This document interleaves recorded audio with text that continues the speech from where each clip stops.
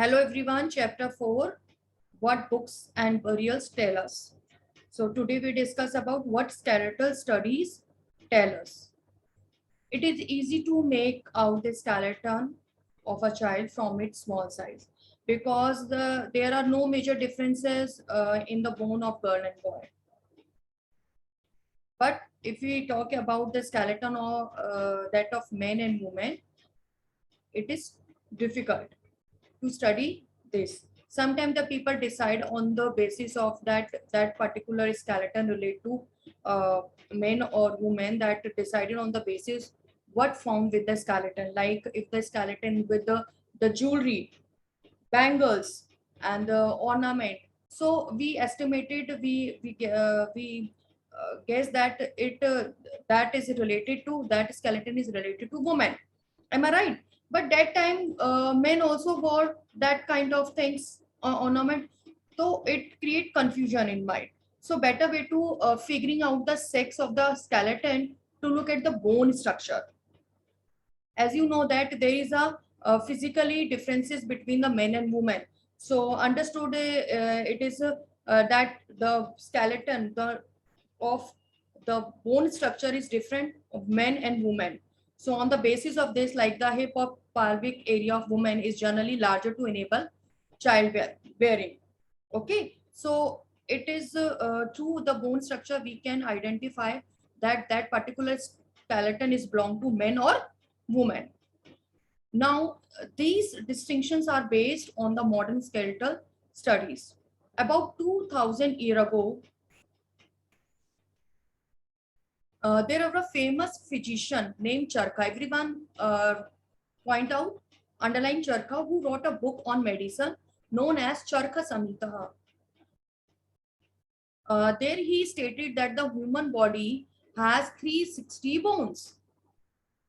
This is much larger number than the 200 bones that they are recognized in the modern anatomy.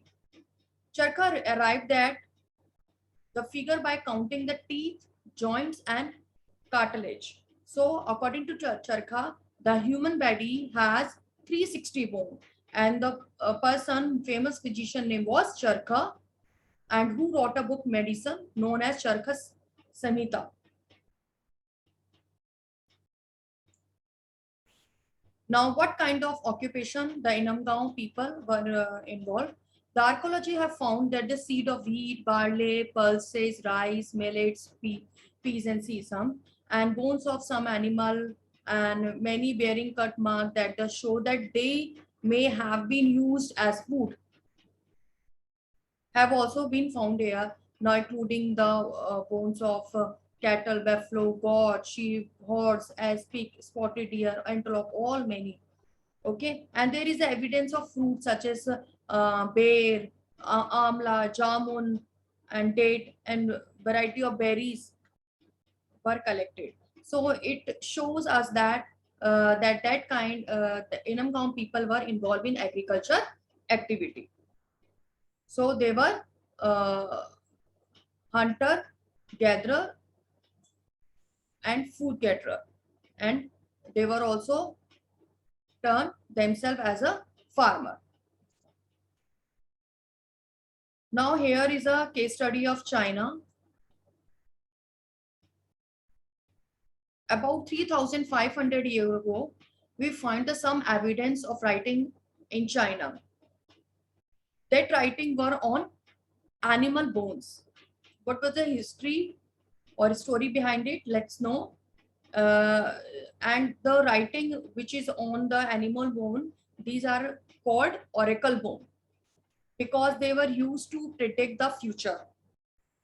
Okay, the king got scribe to write question on the bones. That question, would they win war, or would they have son, or would their harvest be good?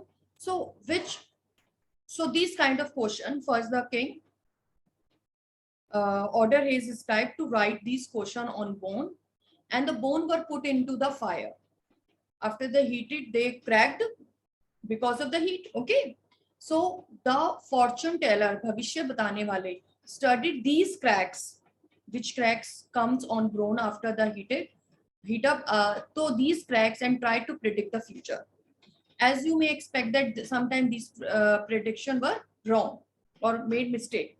So these kings live in the palaces or in the city, and they amaze the vast quantity of wealth, including large elaborated decorated bronze vessels.